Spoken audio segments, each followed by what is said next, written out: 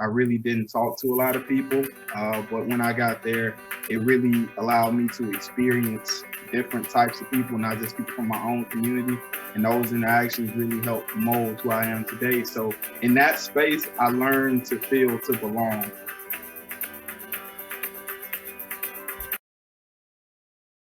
What's up, y'all? Welcome to Tea Time with Letitia on Gratified Grad, where it's my goal to help you graduate with gratification. Today's tea is a loose leaf tea. It's actually from... Hey, thank you. So my name is Patrick Johnson, and the tea that I am drinking today, I actually have a blend, I have a mix. So I don't know if that's cool to do in tea culture or not, but I have a lemon ginger tea, but I also like to blend my lemon ginger tea with peppermint tea. So I've always been really big into the peppermint flavor. Like all of my essential oil diffusers have like some kind of mint or menthol or eucalyptus or peppermint going. But just in terms of the health benefits of this lemon ginger tea in particular, I know that ginger is supposed to be really good for like boosting your immune system. It's supposed to be really good for improving your blood circulation. So especially in our culture, if people have like maybe like a high blood pressure or things like that, may be best to try to use one of these like natural remedies to help with that. And then also just tea in general. I'm a really big fan of drinking like lukewarm or warm water in the morning when I first wake up, like a warm glass of water to kind of get my digestive tract going, you know? So if the water can be somewhat flavored, that kind of helps as well. My background is I have a degree in electrical and computer engineering from the University of Alabama at Birmingham, or UAB. So what that entails is that when I went to school, I actually wanted to get into coding. So it was like 2011, and everybody was saying, you know, coding is going to be the next field that you should go into if you want to be a part of the next big tech, you know, rise. So I went to school for that, and I was really hoping to become a coder of some sort. And up until I graduated, actually in 2017, I thought that I was going to go into a career for coding, but I actually now I work in the design build industry side of electrical engineering. So it's not like working for like Georgia Power or Alabama Power, which was at the time where I thought I would land. I design medium and high voltage electrical distribution systems. So I don't work on the utility side of it. I work on the customer side. So whenever you're out on the street and you see like the power lines, and then you will see I don't know, take for instance like a fast food restaurant, you see like, you know, the service line running from the nearest pole to their building. That's typically where me and my guys start. It's all of my entire job is to get power from the utility and bring it to the client. I typically don't work on the commercial side. I work on the industrial side. So, you know, like warehouses, big fiberglass plants, things like that. So in terms of where I went to high school, so I went to Murphy. I went to Murphy High School. So I'm from down the Bay, all the way down there at the bottom. Yeah, I went to Murphy. So go Panthers. Yeah, go Panthers. I love the natural lifestyle that you live. I'm also a big fan of mint. Just Okay. like I add mint to most of my teas, unless I'm just trying to try something new. You also do real estate as well? Yeah, so I'm 3.5 years removed from college. And even when I was in college, I knew that I really didn't want to work for anybody for too long. You know, so it's not my goal to stay in this industry I'm in now and I don't know, you know, work for 40 to 45 years and then retire at like 60, 65. I'm really big into financial freedom. So it is my ultimate goal. I'm 27 now, looking down the barrel at 30. If by 35, I could be completely retired from a W-2 job and completely just working on my own based off maybe just passive income or some of the smarter decisions I've made in some of my investing transactions, I would be a very, very happy mid-30s person. So in the real estate, what I do now is what's considered as actively passing on properties. So some people refer to it as wholesaling. So that's just one of my exit strategies. So basically it's where you act as a matchmaker of sorts, you know, where you find distressed properties or distressed homeowners, and you just match them up with maybe other investors that you work with or have worked with in the past. So maybe an investor is looking to purchase a property in a certain area. Maybe they're looking to purchase rentals. Maybe they just want land deals, things like that. But you're the middleman, and you get paid for being the middleman. You don't have to be licensed. Anybody can do it, truly. But it's not just like a sort of a get rich quick scheme. You definitely have to get in and do your due diligence and learn your markets. So I operate in the Georgia market, and I also operate in the Alabama market as well. I still have a lot of family and contacts there too. So. Okay, that's interesting. Is there any particular reason outside of, you felt like that was a good financial decision to make to getting your financial freedom, why you chose real estate? Yeah, I mean, if you look at any of America's most if you look at any of America's most fortunate businessmen, they all have legs, or they have legs currently, or they got their legs in real estate.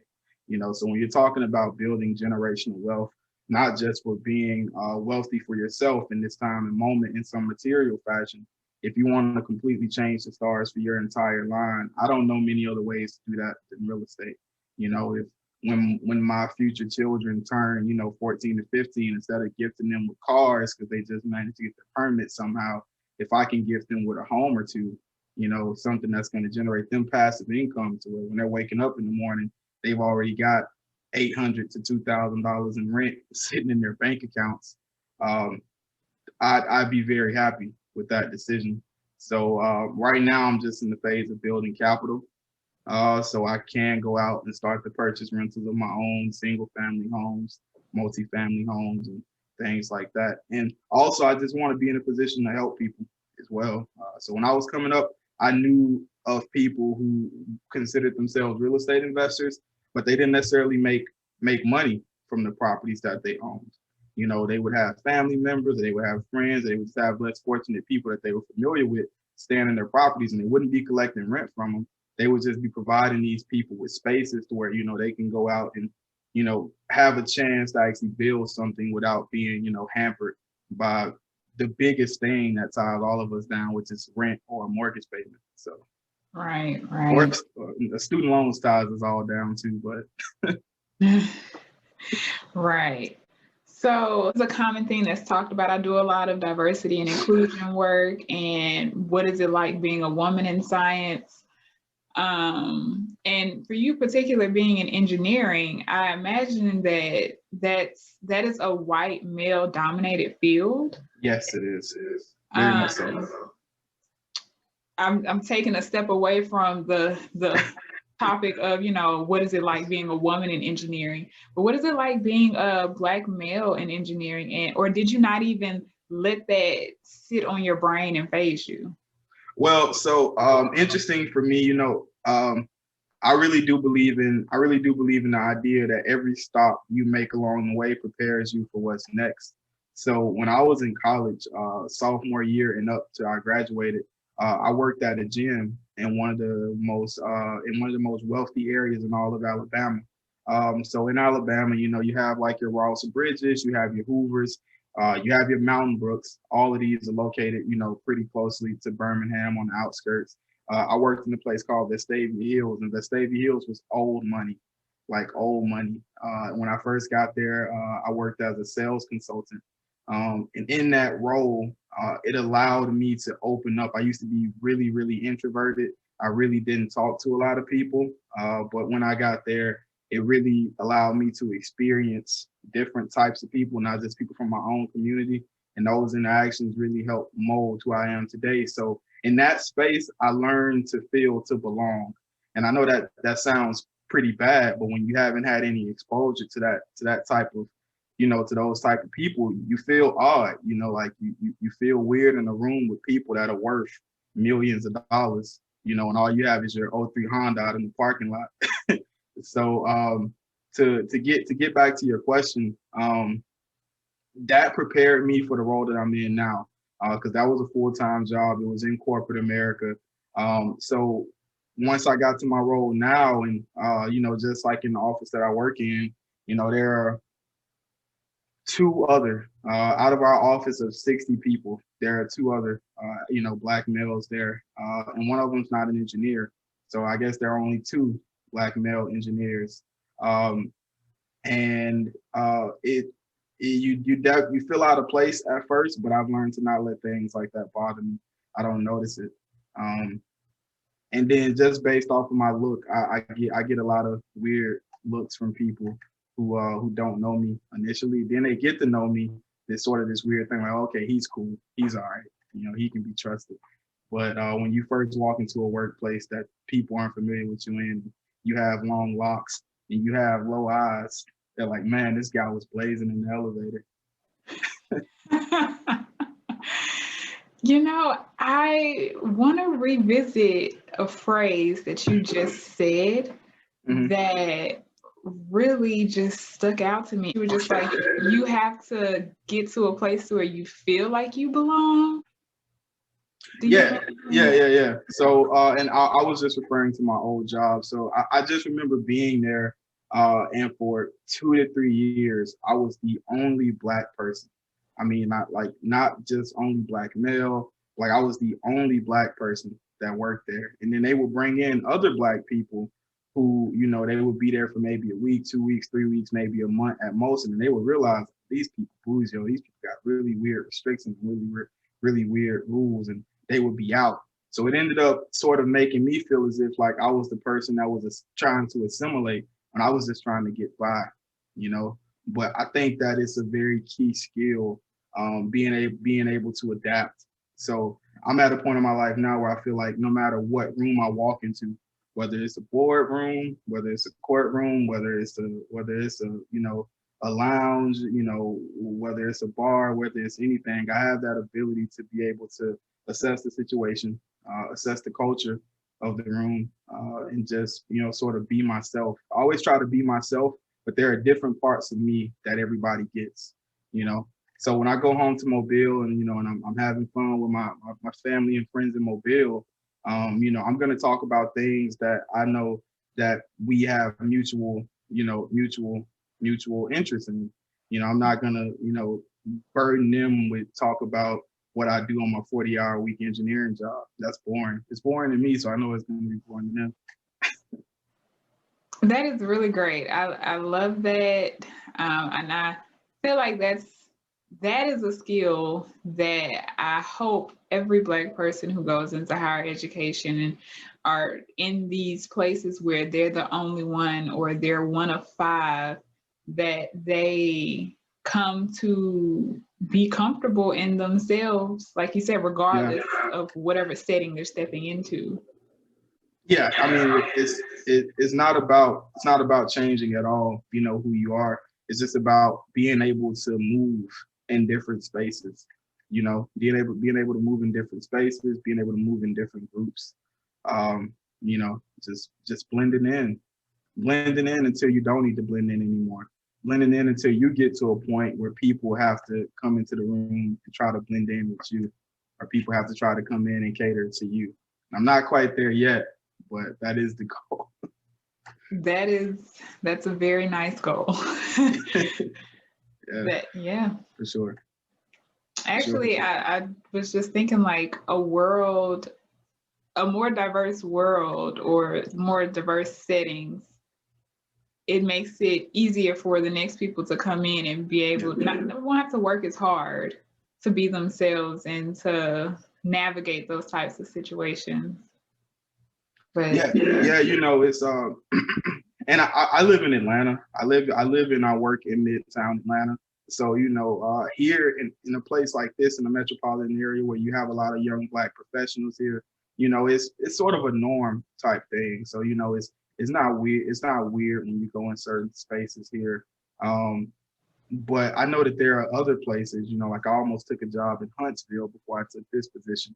And I know, that may have been a weird place for me to be in, excuse me.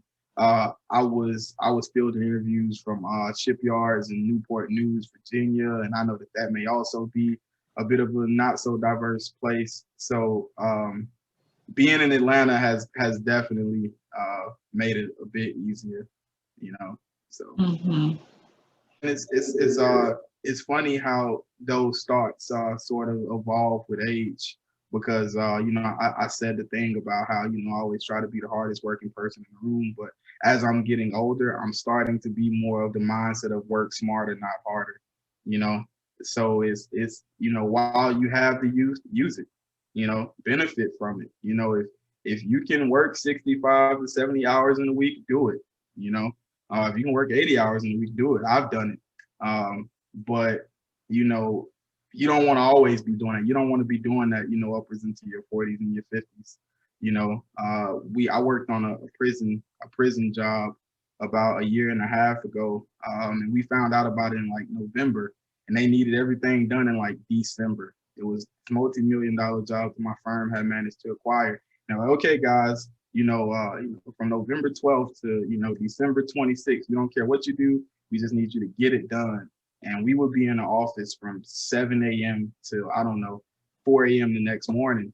And, you know, Wow. you know, we would all just be clicking away, and you would walk by people's cubicles and you would see people sleeping, you would see people snoring, doing different things like that. And depending upon the age group, I kid you not, you could walk by somebody's cubicle and tell how old they were. Like, okay, that person's in his 20s because he's still going. All right, that person must be on the back end of his 30s or his 40s because he's over there snoring right now. And I know this guy's 50 or 60 because he ain't here. He knows that this is complete bull. He went home at 12 to his family. So, Wow, that's interesting. Before we conclude our conversation, I did okay. want to allow you to mention you have a couple of YouTube channels and you were also a dancer at one point. Yeah. Yeah. So in high school, I was a part of a dance company with a few of my friends. And among all of the things it did for us, it kept us all physically fit. It kept us all in tune with our bodies. But also, you know, it kept us busy and it kept us from getting into devilment.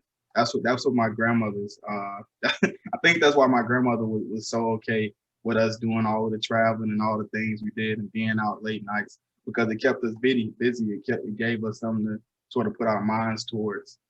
And you can actually still look that up.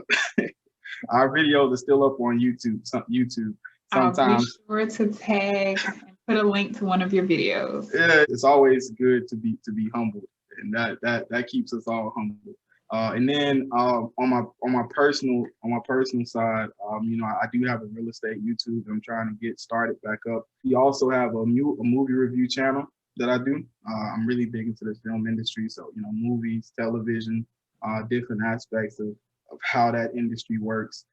Both how movies get made, how TV shows get made, how things are produced, just how that industry flows overall. And I covered that on that YouTube channel. And I can, of course, share that link with you. I just did a review yesterday for Disney Pixar's latest animated movie, Soul, and starring Jamie Foxx and Tina Fey. And it's actually Pixar's first African-American protagonist. So I was really stoked for that. And I just have not seen it completed that yet. yesterday. It's really good. You should check it out. It's I don't know. It's Pixar made it and they put it on Disney Plus, but I don't know if it's for children. It's got some some really deep themes in it. It really does. And then on Instagram, I believe it is also written flows. And again, I'll share all of these things with you as well, so we can get those pasted. So Great. And the final question is, do you have any like succinct tip or information or just anything that you just want to make sure that people know about what they can do for themselves and how they can succeed and live a fulfilled life? Oh man. I have affirmations that I say to myself every day. I don't know how beneficial those would be to other people, but I think if the topic is just like succinct tips, I would just say to always be true to yourself. You know, always be true to yourself. Always be true to your family and friends. And sometimes those can be on two different sides of a coin. So try your best to navigate those pathways. Always take care of the people around you. You know, always take care of yourself, take care of the people around you. Health is the first wealth, and perseverance. I think those are the succinct tips that I would give to anybody.